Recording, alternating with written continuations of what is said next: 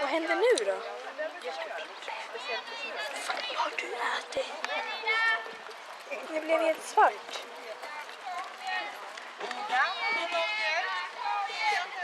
Det är helt svart.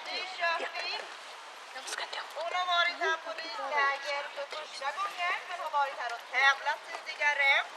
Dogger är hennes egna ponny. Och det roligaste har varit att träna och känslan av att det blir bara bättre och bättre. Och det hon inte kommer att glömma är alla kompisar och våran get Solvik. Ida, varsågod och rid.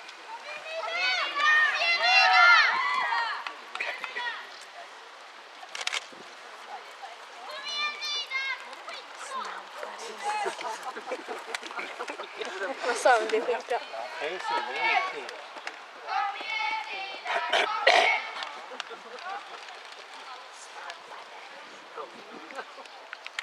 Ja. Hej. Så dum saker. Varför gjorde han sådär för? Men han är ju så. Jag har haft en jobbig vecka.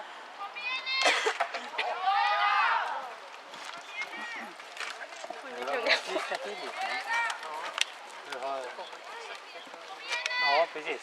Jag tänkte på det med.